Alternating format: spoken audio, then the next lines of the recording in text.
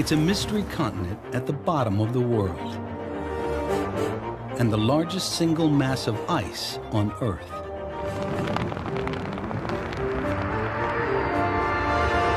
For longer than humans have walked the planet, ice has dominated Antarctica. But what about the future? Ice melts from this continent, sea level goes up. As Earth gets warmer, what will happen to Antarctica? We're going into uncertain lands, uncertain future. How will the Earth respond? Today, a pioneering team is searching for answers with a bold new plan and a revolutionary new machine. No one has ever drilled through an ice shelf, and they present these challenges.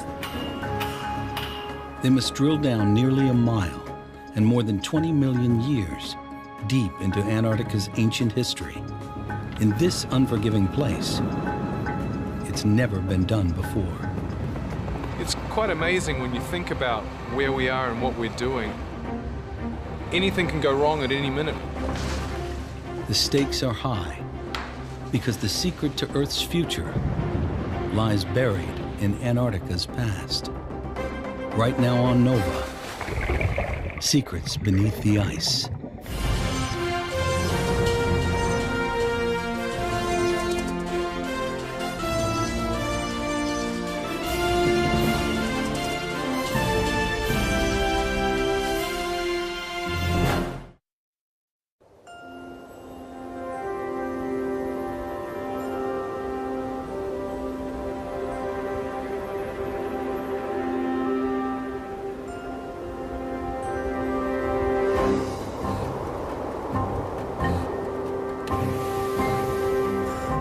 It's the coldest, windiest, driest, and most desolate landscape on the planet, with few permanent residents except penguins and seals. This frosty continent appears locked in a perpetual ice age. A colossal cloak of ice covers almost every inch of land, and in some places, the ice is so thick and so heavy it depresses the Earth's crust almost half a mile.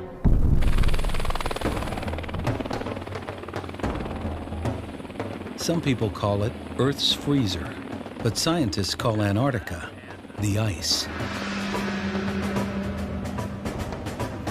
Antarctica plays a fundamental role in the way the Earth functions. For polar researchers, Antarctica is a giant laboratory more than 1.5 times the size of the United States, and home to 90% of all the ice in the world. Anything that happens down here, anything that changes, will affect the rest of the world. Most people don't think that change in Antarctica matters to them. But when we look at New York City and we look that it's in front of the ocean, it matters. What would happen if all of Antarctica's ice were to melt? Antarctica melts, sea level goes up 12 stories in New York City. Sea levels would rise by more than 150 feet. Flooding coastal cities, displacing hundreds of millions of people. That would be a change that you could see from space. Earth would look different. In any case, even a loss of just 10% of Antarctica's ice would be catastrophic. It would raise the sea level over there in Manhattan about 19 feet, right up along the edge. Big sections of Brooklyn would be underwater. Certainly the Mediterranean and some of my favorite cities like Venice would look very different. Tens of millions of people would have to be relocated. It would be almost a different planet. If sea level changes and the climate around the coastal regions change, it's going to affect the climate where you live. It's going to affect the things you can grow. It's going to affect how you live. There may be a list of things in store that come as a result of raising sea levels that we haven't even thought about yet. Could this be our fate? Is Antarctica heading for a major meltdown? If so, it may happen over centuries. But it could already be starting because the climate is changing. And it's changing because burning fossil fuels has increased the level of carbon dioxide in the atmosphere. Today, we have something that's completely man-made, and that is the addition of carbon dioxide being put into the atmosphere by humanity, by us. Carbon dioxide is a greenhouse gas. It prevents the sun's heat from escaping. I'm in the Brooklyn Botanic Garden, in a greenhouse. Greenhouses, they're basically like heat motels, where the sun's rays can come in and they get trapped inside the greenhouse. They can't get out. So like glass in a greenhouse, gases like carbon dioxide trap solar energy in our atmosphere. But now, those levels are increasing. The result is our Earth is now warming up. And the ice is melting, both in Antarctica and the Arctic. In the north, there's two clear signals. In the Arctic Ocean, you have lots of floating ice and not sticking around through the summer. That's one sign of it getting warmer. The other sign, the edges of the Greenland ice sheet are changing. And the loss of Greenland's ice is now speeding up. In August 2010, an iceberg 4 times the size of Manhattan broke off the edge of Greenland. But Antarctica has nearly 10 times as much ice as Greenland. And in the past decade alone, rising temperatures have caused giant pieces of coastal ice to shrink or crumble. Polar researchers feared that this could be just the beginning of a chain reaction. But have Antarctica's ice sheets ever collapsed before? That's what an international team of geodetectives wants to find out. Here we actually have some running water, some melt water coming out of the ice. To get a more precise picture of Antarctica's future, they plan to dig deep for answers in the past with a giant drill. By drilling into areas around Antarctica, we're able to perceive a history that has an impact for where we're headed as a planet. Antarctica was not always locked in a deep freeze. 160 million years ago, it was part of an enormous supercontinent closer to the equator.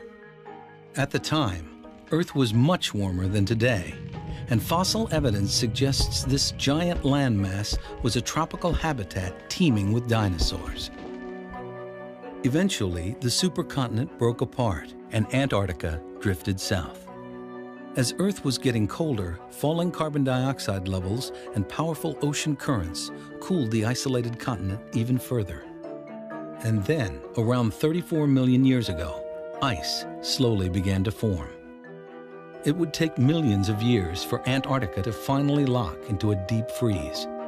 And during that time, it remained warm enough for plant life to survive. Evidence of that was recently unearthed in a relatively ice-free valley in the interior. Here, geologists Alan Ashworth and Adam Lewis find a remarkable fossil.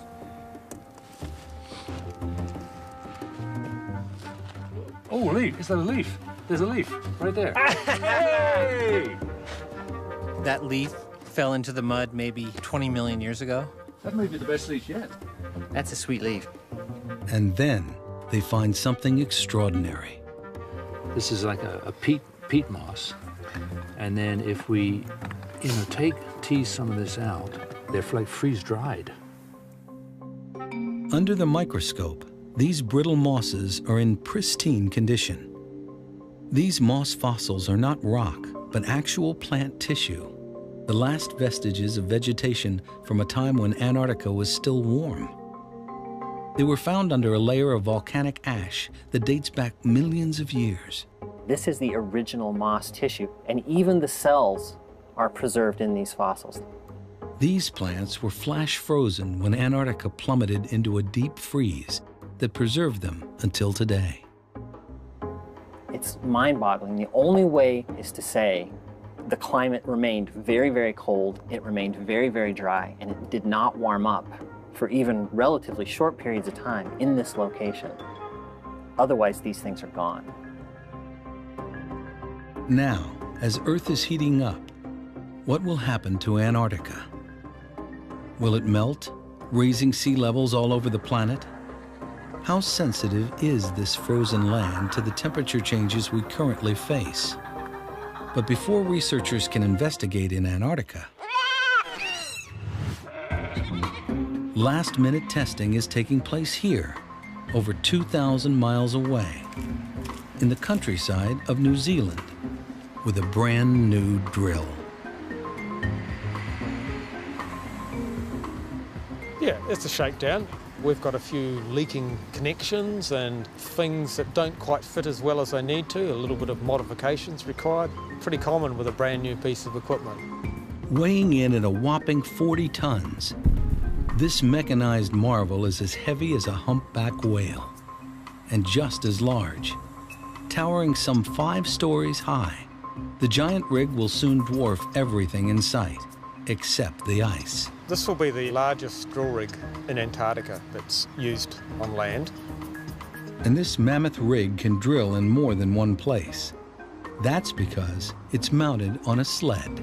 I think it probably is unusual. All of the equipment is on sledges, so in Antarctica we pull it all with big bulldozers. It's been specially designed to drill from the ice in order to extract hidden secrets from beneath Antarctica itself.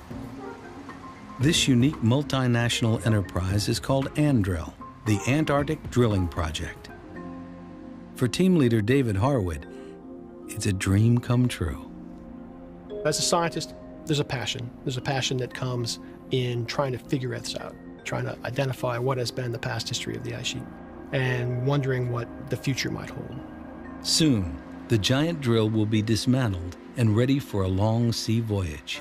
We'll then start the final screening process, and that's will get you to take your extreme cold weather jackets off. But now, the ANDRIL team gathers at Christchurch, New Zealand, for the 6-hour flight to Antarctica in a C-17 cargo plane, jam-packed with people and gear. Their flight passes over the Trans-Antarctic Mountains, which divide the continent into 2 regions, with colossal glaciers called ice sheets blanketing both. The giant East Antarctic ice sheet is 10 times the size of the West. It's frozen firmly to bedrock, high above the sea, and in some places, the ice towers almost 3 miles into the sky. The smaller West Antarctic ice sheet is less stable. That's because it rests on land well below sea level, and it extends hundreds of miles over the ocean in floating ice shelves. It's likely East and West Antarctica will respond very differently to a warming world. The ANDRIL team touches down in the west on an icy runway at McMurdo Station, the largest U.S. research base in Antarctica.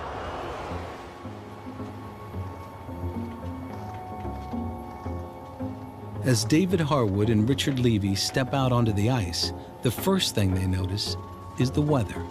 The breeze is a bit chilly, but it's beautiful. It's good to be back.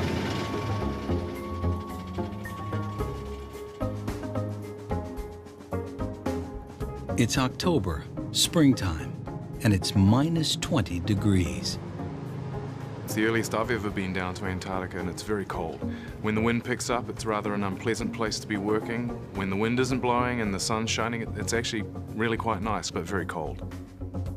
But even a sunny afternoon can turn nasty at a moment's notice. It's a beautiful day! Come on, guys!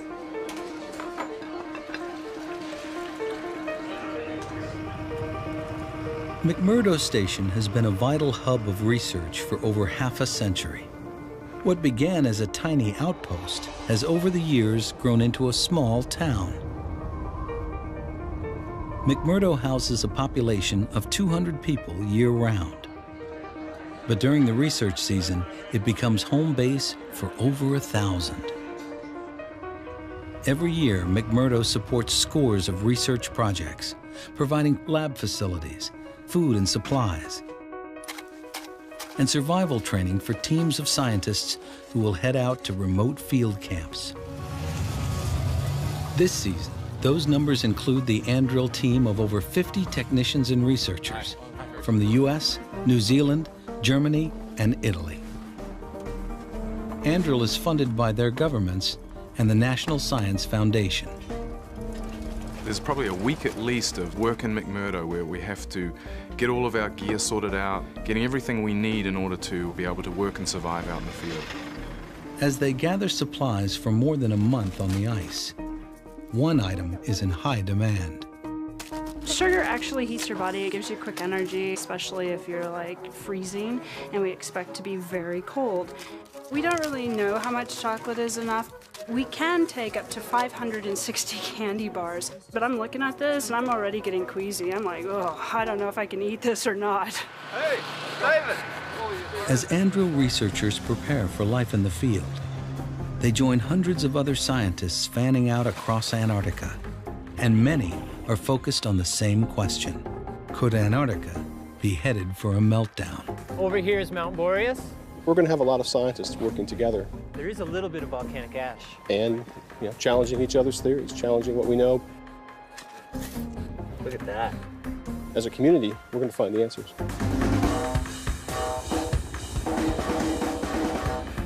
But the continent won't give up its secrets easily. The stark beauty of Antarctica masks a treacherous nature. More than 70% of all the fresh water in the world is harbored here. But most of that water is frozen.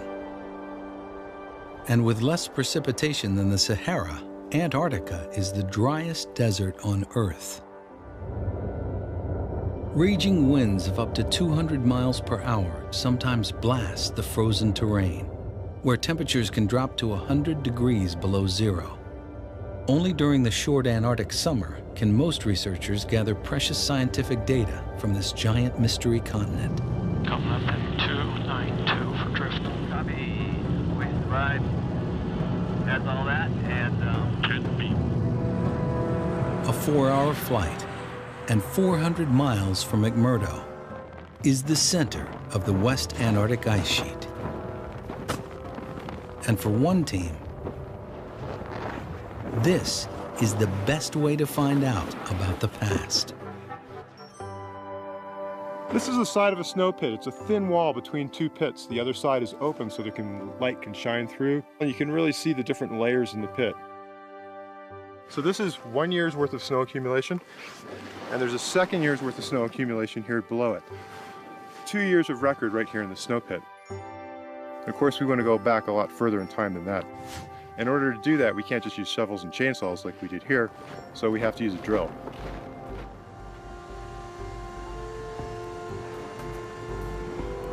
Ken Taylor's team is drilling through ice. Their goal is to gather samples from the nearly 2-mile-thick West Antarctic ice sheet. And the deeper they go, the further back in time they travel. Here, we're at about 480 meters deep right now. This is right around the time when Jesus lived. It's right about 0 AD, right when BC years turned into AD years. These ice cores contain tiny bubbles of ancient atmosphere that were trapped each year as the snow was compressed into ice. Yeah, nice bubbles in this one. That's ancient air in there. When we crush samples like this, that'll get the gas out of there and we can sample the ancient atmosphere. We can also get a record of how things like temperature and sea ice changed in the past. And by combining these different records, we can understand how the climate system has operated in the past. But the ice record, valuable as it is, only goes back about 800,000 years, a tiny fraction of geologic time. To get a more complete picture of Antarctica's climate history, you have to drill farther back in time. And that's what the Anduril team is trying to do. They want to paint a picture of Antarctica as it changed from warm to cold millions of years ago. In order to do that, Anduril will have to drill deep into the Earth. But finding the right location is a major challenge on a continent covered by ice. And even in those few places where the ice has receded, it's still not easy. Anduril's David Harwood and Richard Levy are searching for places to drill. But as they fly over a field of rubble, they see that gathering evidence for a chronological history is not possible here. Something has stirred things up, and that something is the ice itself. That's because ice moves. For tens of millions of years, glaciers have slowly scoured the land, gobbling up rocks and debris and spreading them all across the landscape in random order. This we call glacial paleontology. Some call it garbage pile paleontology because we're looking and sorting through these moraines to try to get pieces of information that the ice sheet has brought to us. A moraine is the chaotic accumulation of rocks and debris deposited by glacial movement. This one here actually has abundant shell fossils. This shell, brought here by a glacier, comes from a time when the continent was warmer and water ran through these valleys. This landscape is a treasure trove of Antarctica's climate history. But the ice has scrambled all the clues. We're looking at a jigsaw puzzle. Yet there's one place where the evidence remains intact. That's in the seafloor beneath the Antarctic ice shelf, where the glacial movement has also deposited layer after layer in chronological order. Drilling gives us an opportunity to get a serial history in time. Each layer goes back in time, and we know that a rock above was younger than a rock below, so we can put it into a history. The Andrill team aims to drill through the Antarctic ice and the sea below. Then, like a straw thrust through a layer cake, they'll bore deep into the ocean floor in order to recover millions of years of rock and mud that trace Antarctica's climate history. Even after ice began to form in Antarctica around 34 million years ago, the continent remained warm enough for plant life to survive, a lot like areas of New Zealand today, where ice can be found bordered by trees and plants. But when did Antarctica plunge into a solid deep freeze? And how did it happen? Was it gradual or abrupt? Will the story of how Antarctica changed from greenhouse to icehouse reveal new clues about the continent's climate future and our own? Charlie, I am David Harwood.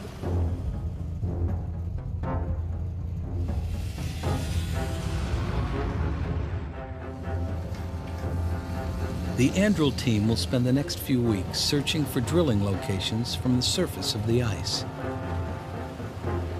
But David Harwood remains focused on what lies below.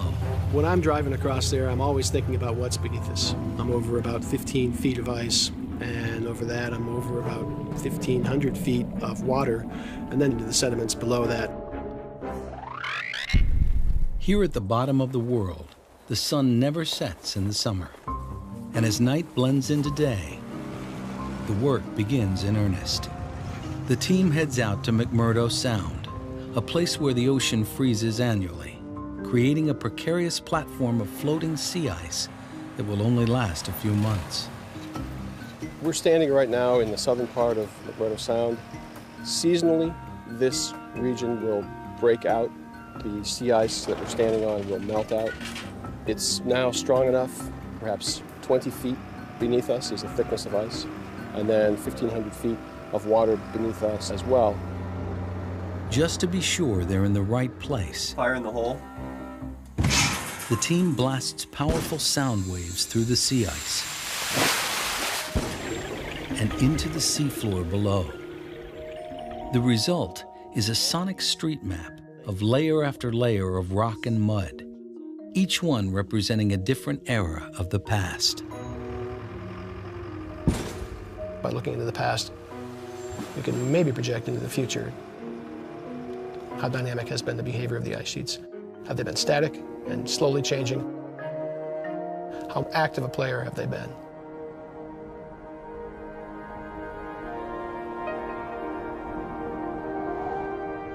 Finally, it's time to tow the giant drill out onto the ice. To ensure that the weight of the rig isn't supported by the sea ice alone, divers attach flotation devices to the drilled pipe. And at the end of that pipe is a whirling tool with a unique cutting edge. A drill bit made of diamonds that can bore through almost everything in its path. The diamond core system that we have, it's almost like melting the core down through the rocks. It just cuts through whatever's there. If you hit a big boulder, you'll just end up with a cylinder of that boulder, and it'll just keep going. Now the real drilling begins.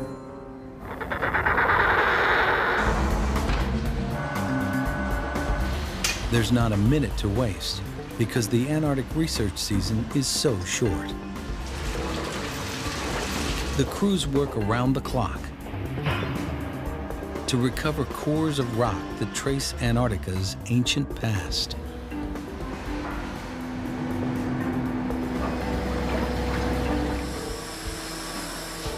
The powerful drill bores down over 3/4 of a mile, bringing up 12 feet of core at a time, each foot averaging 1,000 years of climate history.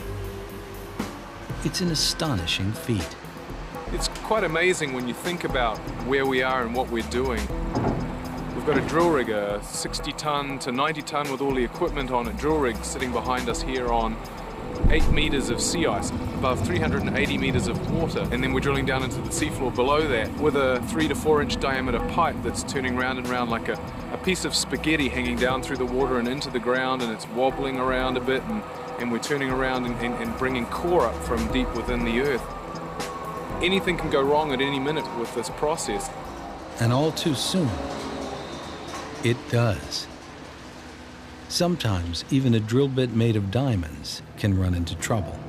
We haven't been getting particularly good quality core, and we're suspecting that the drill bit has been damaged. In places it's a little bit narrower than it should be for the size of the diamond bits, and that means we have to pull all of our pipe out. This is about 1,700 meters, and replace the bit, and then put the pipe back down the hole, and that's going to take us about 24 hours to 36 hours. Removing and replacing nearly a mile of pipe is no easy task, especially when it's your job to change it all out, piece by piece. But for other members of the Andrill team, it's a welcome break.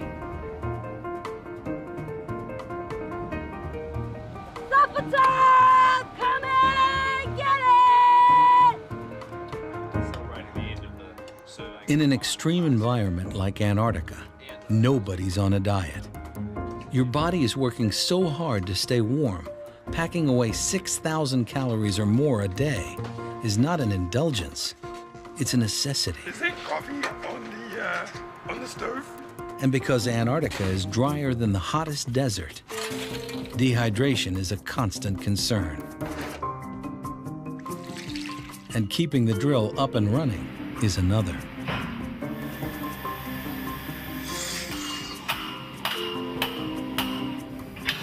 Finally, after a day and a half of hard work, the new bit is in place. And drilling is back on track.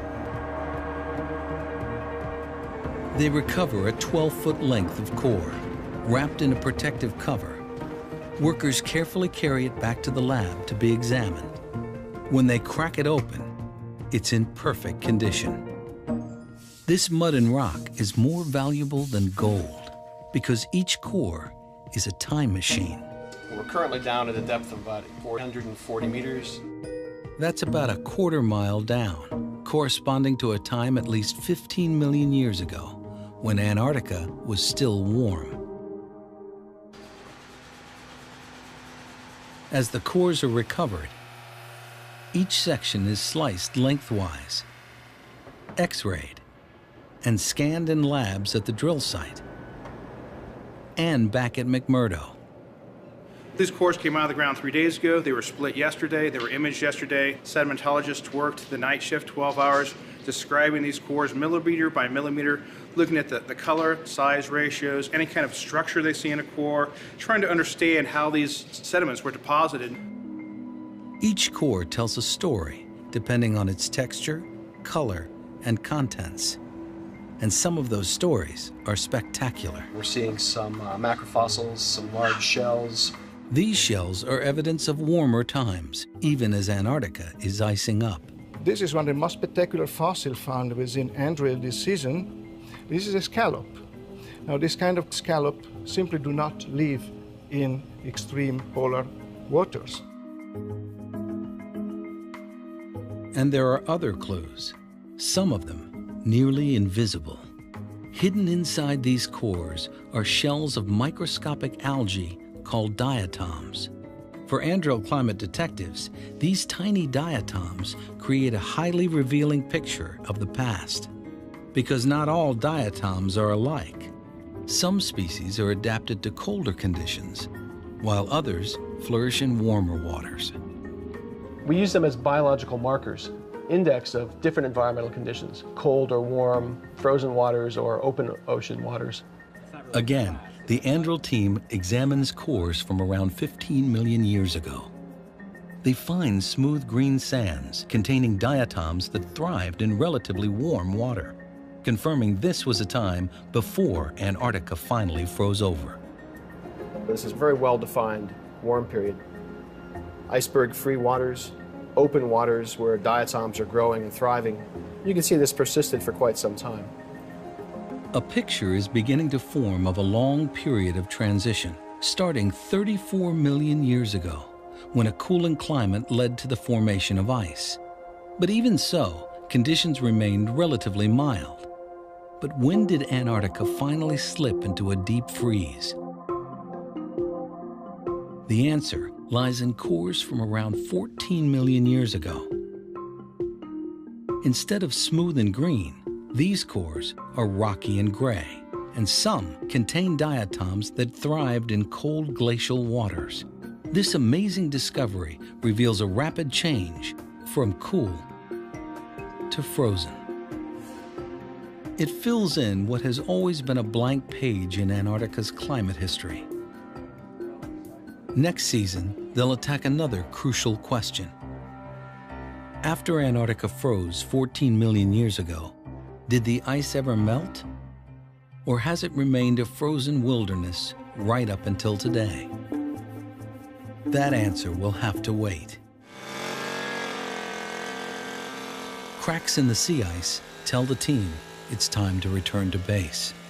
We've seen the ice break in quite a bit in the last month, but it's not broken in anywhere further south than it is right now. We can only be on this site for so long before the sea ice starts to melt, before the conditions change, and for safety reasons we have to get off the sea ice.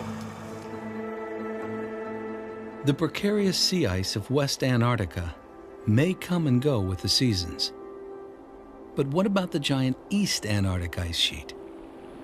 A mountain of ice so high, it covers mountains. This is like an MRI of the ice sheet. Some places it's really thick, 2 miles thick, and pretty flat and boring. But then there are other places where what we discovered were hidden mountain ranges the size of the Appalachians, but totally hidden by the huge East Antarctic ice sheet. There's 10 times as much ice in the east as in the west.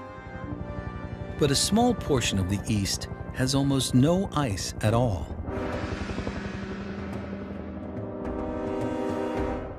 It's an unearthly location that defies the very image of Antarctica.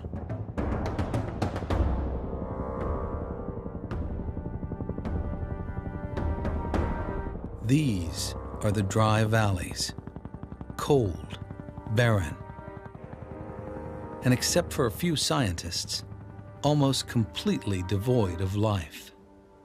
The landscape is so alien, NASA has used it as a test site for space programs. It's a fantastic place. You can't find this anywhere else on Earth. Its closest analog is the surface of Mars. Mullins Valley is the ultimate remote field camp. It serves as home base for a pioneering band of glaciologists led by Dave Marchant.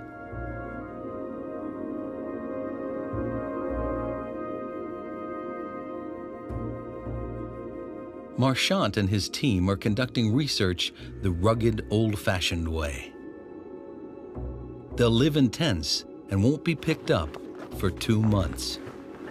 They need to be self-sufficient, and for the most part, they like it that way. Good day. Burritos.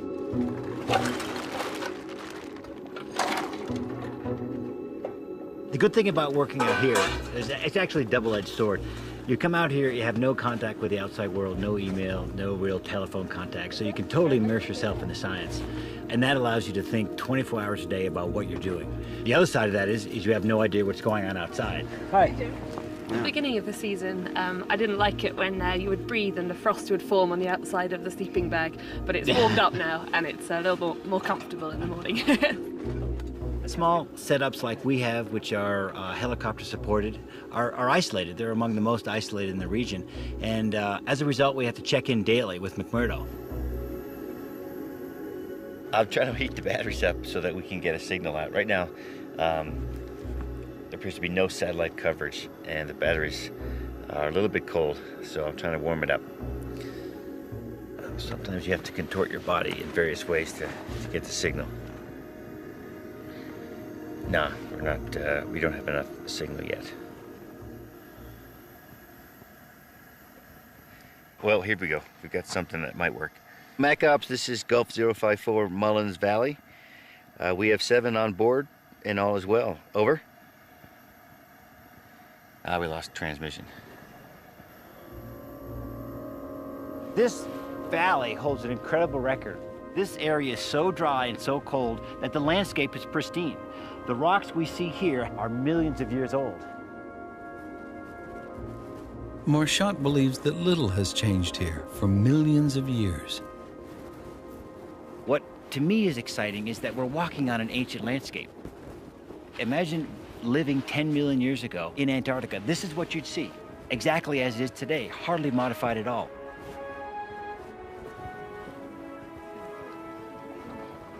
But when Marchant's team drilled beneath this rubble, they found something totally unexpected. A hidden glacier that extends hundreds of feet below the surface. This is, in my opinion, the oldest dated buried glacier on Earth. Is it all out? Yep, it's all out. Are you getting it? Yeah. The evidence comes from volcanic ash. The dry valleys are surrounded by extinct volcanoes that erupted millions of years ago. We're finding ash deposits on top of ice. Ash dates are coming back as old as 8 million years. And according to Marchant, this volcanic ash shows this hidden glacier, once frozen, has never melted. This is volcanic ash that erupted from a volcano and has been sitting there for millions of years. It shows no chemical alteration, which you'd expect if there were any amount of liquid meltwater over that duration. The fact that it's dry and pristine tells me it's always been here, which is incredible. Equally astonishing, and just 300 miles away, there appears to be a completely different picture. Exploring East Antarctica, closer to the South Pole, Andrill's David Harwood found leaf fossils and pieces of wood. Surprisingly, according to Harwood, these date to a relatively recent time, when Antarctica was not only warmer than today, there were plants and trees. This is a piece of southern beech. This wood is not fossilized in the sense that it is petrified. It could still burn. To find the wood and leaves together is pretty phenomenal. It's really phenomenal for Antarctica, particularly for Antarctica in this time period, about 4 million years ago. This season, the drill is set up to find evidence of what happened in Antarctica during this period, 3 to 5 million years ago. It's a time known as the Pliocene. Now, what's important about that is that the Pliocene was globally warmer than today. The same temperatures as our Earth may be headed for at the end of the century, if climate change predictions are correct. If we go back 3 to 5 million years into the geological past, we know that that was a time when Earth's climate was warmer than it is today, perhaps by 3 to 4 degrees. So it's the best example we have of where the climate's heading in the next 100 years. The drill's new location is on the giant Ross Ice Shelf, which extends out and over the ocean. It's the largest ice shelf in the world, and it helps hold back the massive Antarctic ice sheet from flowing into the sea. These ice shelves are very important. What they do is hold back the flow of ice that's actually trying to flow out into the ocean. We call that buttressing. If warming oceans cause the Ross Ice Shelf to break up and melt into the sea, the West Antarctic ice sheet would eventually follow right behind.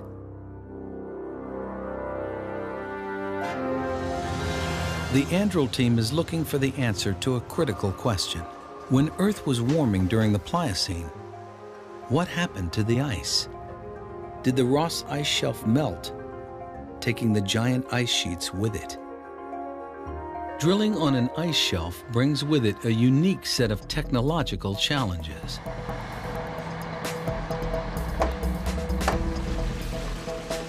Including constant problems with mud and water. Unlike drilling through sea ice, which is just 26 feet thick, the ice shelf here is 400 feet. We're looking at least doubling or trying to double our capability below the sea floor and penetrate to 1,000 metres or better into the sea floor. But that's only the beginning. No one has ever drilled through an ice shelf, and they present these challenges. The ice shelves, they float up and down with the tide, so you've got to deal with this vertical elevation change. They move sideways, they flow, so eventually your drill pipe's going to get bent. Can the drill bore through a thick layer of ice that's constantly moving without breaking or getting yanked out of the sea floor? To confront this unique challenge head-on, the Andril team invents a new tool, a hot water drill. This marvel of engineering is a moving ring of heat that blasts jets of steaming water to melt a wide hole so the drill can operate freely through 400 feet of shifting ice. And once again, time is so precious, the team must work around the clock, not only retrieving cores, but also analyzing them. It's 2 a.m., but you wouldn't know it. Geologists are busy logging cores like it's early afternoon. We're laying out the cores in a proper sequence from top, the very highest point of the core, all the way to the very slowest point of the core here. An 80-foot core that dates back about 3 million years is closely examined. It contains microfossils of single-celled animals known as forams. They're from the crucial warm period called the Pliocene. And these tiny shells are precise indicators of ocean temperature. These guys are about the size of a grain of sand. Because the same species lived through time, we can use the chemistry of modern examples to allow us to calibrate, if you like, the chemistry of the ancient examples.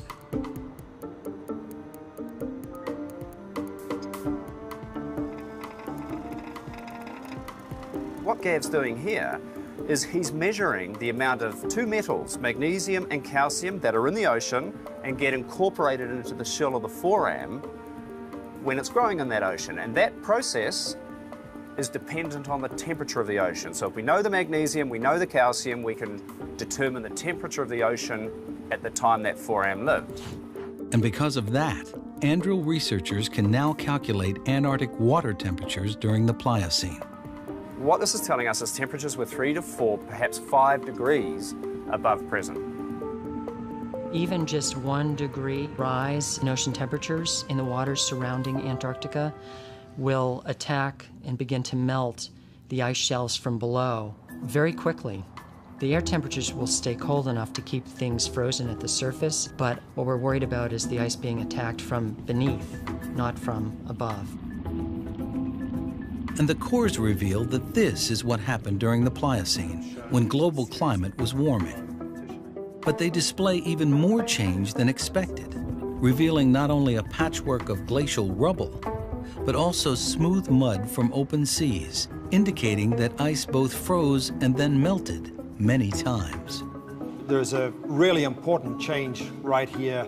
This interval shows us quite a dramatic change in the environment. There was ice, and then there was no ice. The ice sheet has gone backwards and forwards. It's advanced and it's retreated. As they examine core after core from the Pliocene, they continue to see surprising signs of change. The results of the drilling are simply spectacular. They give us a picture of a dynamic ice sheet coming and going regularly more than 60 times. What we're seeing in this record is telling us that Antarctica is not just a benign spectator, it's a player. What this means is while it was generally warm during the Pliocene, there were also brief periods of cooling, and the ice was exquisitely sensitive to even small changes in climate. Just a few degrees could tip the scale from ice to no ice. So what's in store for our future? As Earth continues to warm, how much Antarctic ice will melt? And how high will sea levels rise? Anduril scientists turn to computer models by Rob DeCanto and Dave Pollard.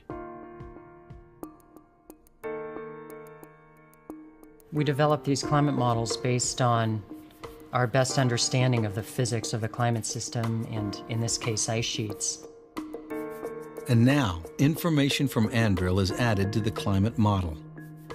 This is a computer model simulation of the Antarctic ice sheet over the last several million years and covers a good chunk of the interval that was recovered by the Anduril sediment core. So we're looking for the same kind of behavior in our models that we're seeing in the geological record. As the model simulates the warming periods of the Pliocene, all of the ice shelves disappear, followed by the entire West Antarctic ice sheet and edges of the East. And as temperatures change, the ice refreezes and melts again and again. And that's important because the changes in the ice sheet that we're seeing here reflect pretty significant changes in sea level. According to DeCanto's model, sea levels rose about 23 feet during the Pliocene. Temperatures back then were 3 to 5 degrees higher than now. Just what's projected to take place by the end of the century. But there's a lag time in the way ice responds that may delay the impact for hundreds, if not thousands of years. Regardless, coastal cities all over the world would be at risk, potentially displacing millions.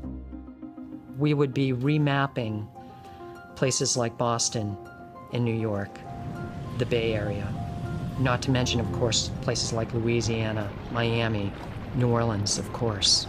But even that might not be the worst case scenario.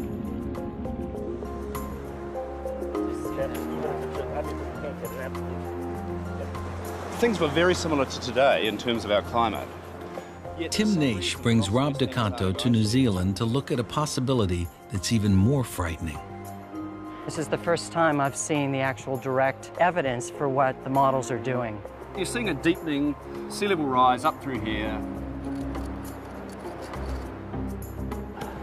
We're going to look at some rocks that are the same age as rocks we've drilled in Antarctica that give us the record of global sea level changes.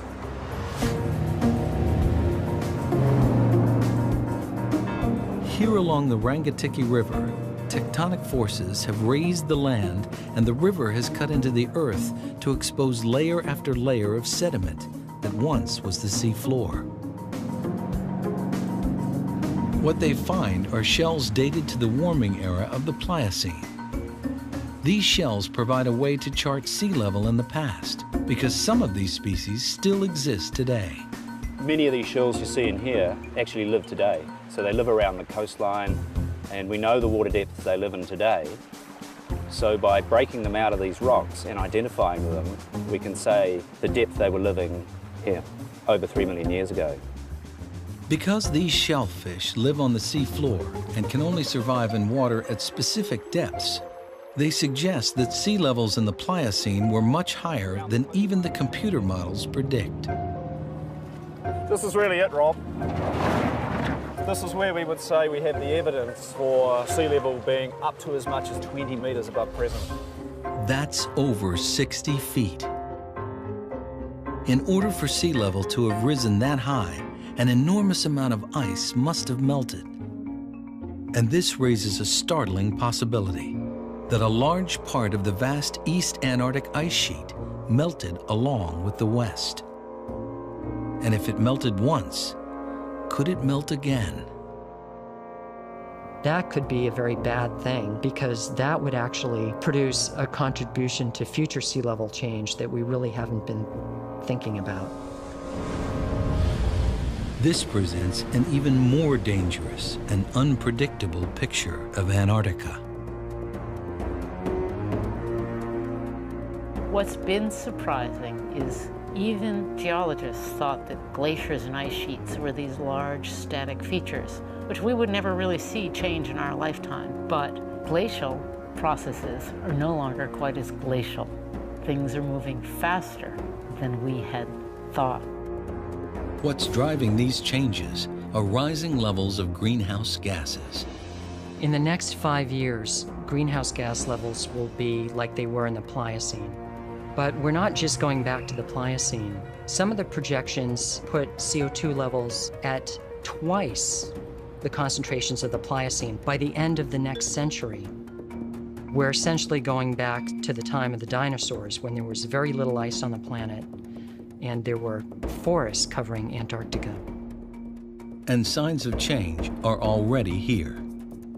Scientists were completely caught by surprise when in 2002, the Larsen ice shelf shattered apart without warning in just a few weeks. And today, the Wilkins ice shelf, a block of ice approximately the size of Connecticut, barely hangs on. I would say it's inevitable that West Antarctica will disappear. How long it will take East Antarctica to engage is something that's not yet known. In the coming years, the Anduril team will continue to explore Antarctica's climate history in order to gain valuable insight into Earth's future. With each new core, we gain new knowledge about a continent that's always been shrouded in mystery. But its fate remains very much tied to our own.